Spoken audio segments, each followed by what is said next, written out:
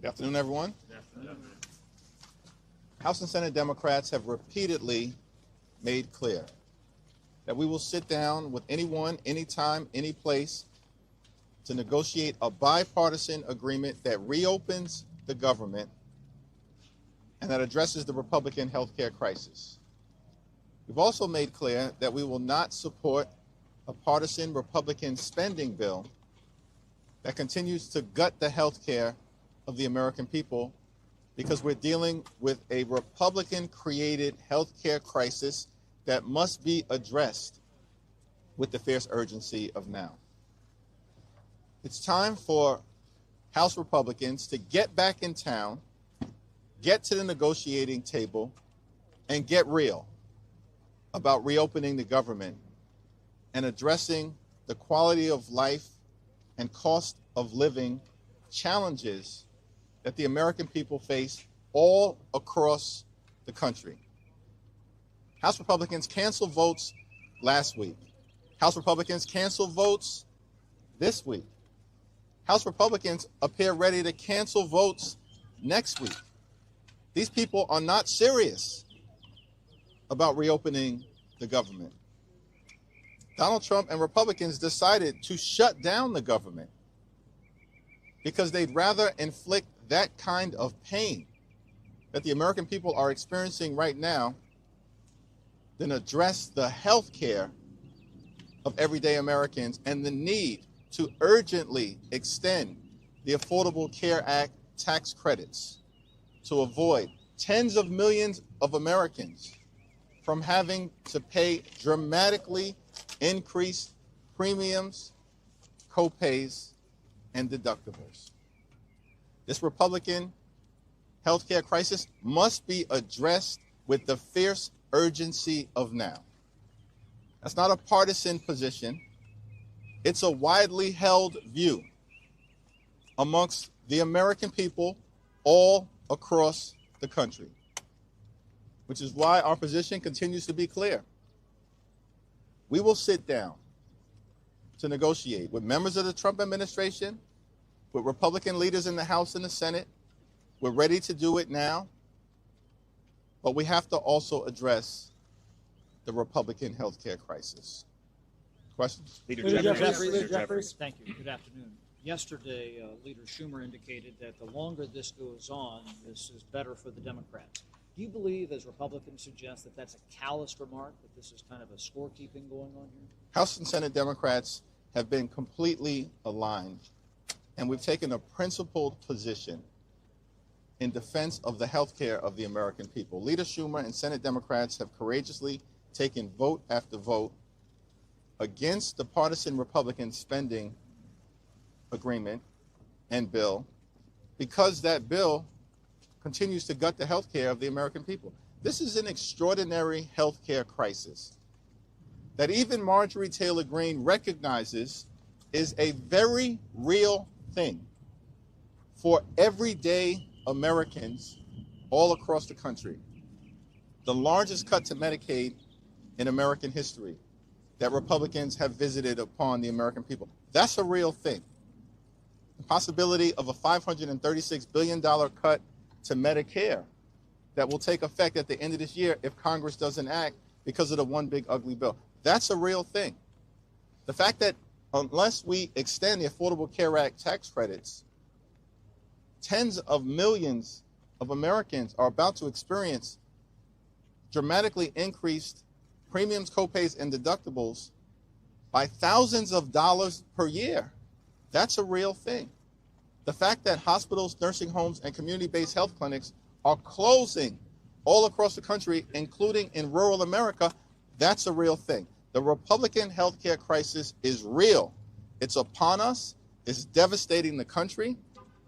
And House Democrats partnering with Senate Democrats are standing up on principle in defense of the American people. Was there a problem with that? Have you spoken? The president brought your name up earlier today during a cabinet meeting. Was that the first time that he has actually said your name out loud? And also, why is it important for you to have something resembling a working relationship with the president? I guess it appears to be the first time that he has actually mentioned my name, but we obviously, more importantly, had a meeting a week ago to sit down at the White House, at the Oval Office, to try to negotiate a bipartisan spending agreement to, at the time, avoid a shutdown and also to address the Republican healthcare crisis. Unfortunately, subsequent to that Oval Office meeting, the Republican behavior has been erratic at best. Subsequent to that White House meeting, all we saw from President Trump were deep fake videos, threats to cancel projects, promises made to engage in mass firings, Republicans in the House continuing to be on vacation all across the country, and Leader Thune engaging in the classic definition of legislative insanity, which is doing the same thing over and over and over again, bringing the same partisan Republican spending bill to the Senate floor over and over and over again and expecting a different result. Things are not going to change until Republicans actually decide to get serious about a bipartisan negotiation, because our position has been well articulated in defense of the American people: cancel the cuts, lower the costs, save health care. Leader Jeffries, have you spoken with Speaker Johnson about Congresswoman-elect Adelita Grijalva? Is he setting a precedent here that you could follow? Well, Representative-elect Adelita Grijalva should be sworn in now. It should have happened this week. It should have happened last week. It needs to happen next week. Leader Jeffries, you mentioned that you're willing to sit down with the Trump administration. You say that it's going to be up to President Trump to give Speaker Johnson and Leader Thune marching orders on how to resolve this issue. J.D. Vance is reportedly going to Indiana tomorrow to talk to Indiana Republicans about redrawing their maps. It appears that the president could be going to the Middle East in the aftermath of the peace agreement that was announced yesterday. Does that indicate to you that the shutdown will go on into the weekend, into next week? What are your thoughts about the administration's movement heading into the weekend as this shutdown goes on? Donald Trump and Republicans shut the government down because they'd rather inflict pain on the American people than address the healthcare crisis that they've created.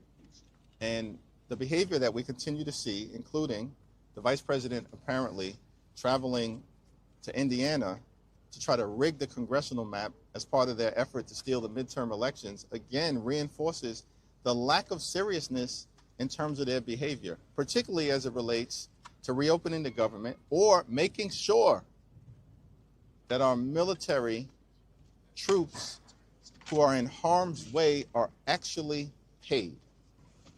And it's very unfortunate that their behavior continues to signal that they are uninterested in the type of bipartisan negotiations necessary to bring the Trump Republican shutdown to a close. I hope that changes. I hope it changes today.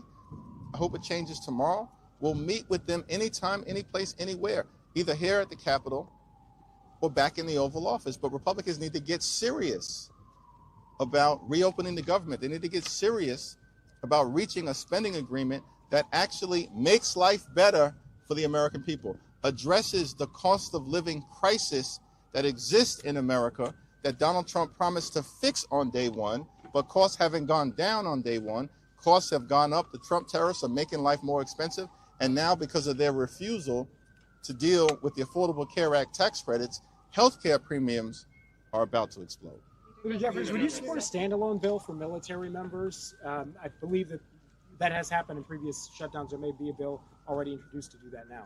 Yes, and what House Republicans need to do is come back so we can address the military pay issue and reopen the government. I mean, this is an extraordinary thing. It's unbelievable. Members of the House Republican Conference are upset and perplexed that their leadership has them on vacation week after week after week. The last day the House was in session was September 19th. Republicans got out of town before sundown, and we haven't seen them back in Washington since. This is extraordinary.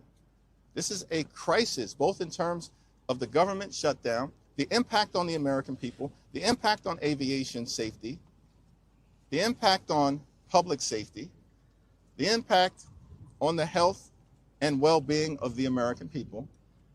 and House Republicans remain on vacation. Their own voters are telling them, including the Republican speaker, get back into town.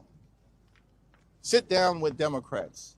Engage in a bipartisan negotiation. Reopen the government and address the healthcare crisis that they've created, which impacts rural America, small town America, urban America, working class America, black and brown communities throughout America, and the heartland of America. That's the focus that Democrats have. We need Republican partners to join us. Leader Jeffries. What do you think of the Trump administration's plan to pay for the WIC program with tariff revenue?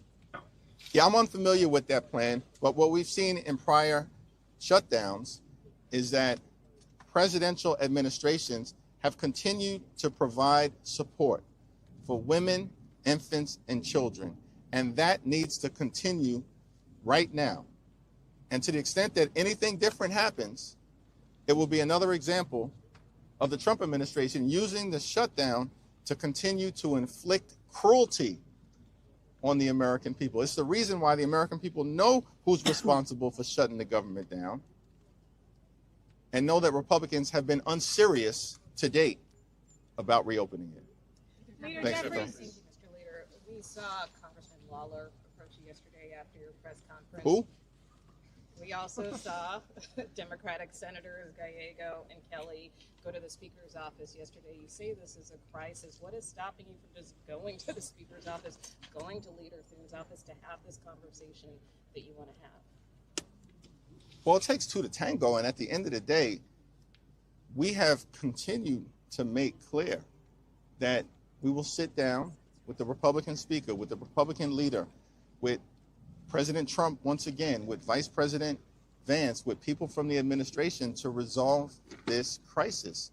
But we actually need Republicans to decide to get serious.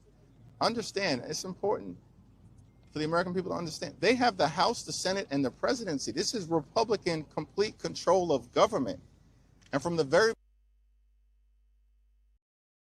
beginning of this presidency, they've taken a my way or the highway approach. A go-it-alone approach. It's not working out for the American people, and the American people know that things in this country are moving in the wrong direction, not the right direction, and that Republicans have complete control of government, that costs have gone up, not down, life is more expensive, that the healthcare crisis will be devastating to their ability to actually be able to see a doctor when and where they need it for themselves, their children, and their families. And as Democrats, we actually have come to the conclusion that we're trying to help them address the mess that they've created, because dealing with this issue related to healthcare costs, healthcare access, hospital closures, nursing home closures, community-based health centers closing in rural America, in red states, along with purple states and blue states, is just good for the country. And unfortunately, to date, what we've seen from Republicans is an unwillingness to actually sit down and find a common sense bipartisan path forward. Leader Jeffries, have you or anyone in your caucus talked to Marjorie Taylor Greene this week about given her statements?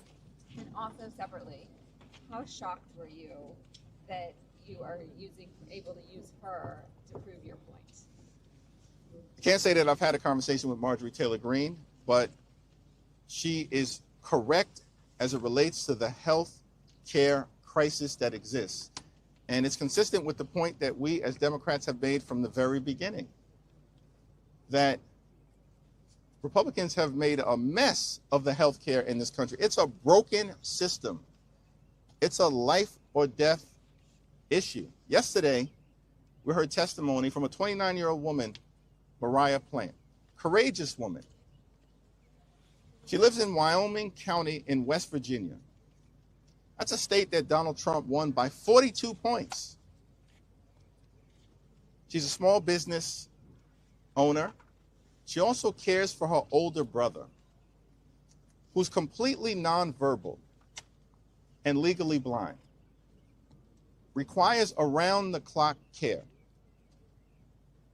that Mariah lovingly provides. She's able to provide that care to her older brother because of Medicaid, which is now being threatened as a result of the Republican One Big Ugly Bill. The hospital in the rural part of West Virginia that she utilizes in cases of emergency is at risk of closing. And she gets her health care from the Affordable Care Act tax credits, which makes it affordable for her, given all of the things that she has to deal with.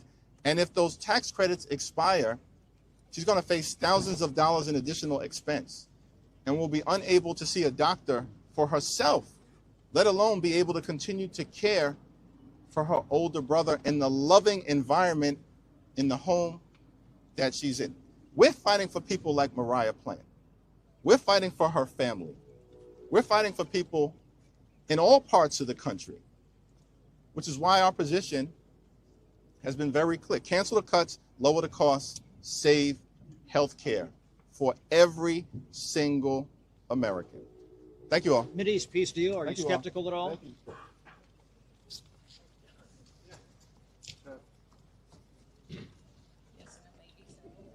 Thank you, Chad. Saw his statement.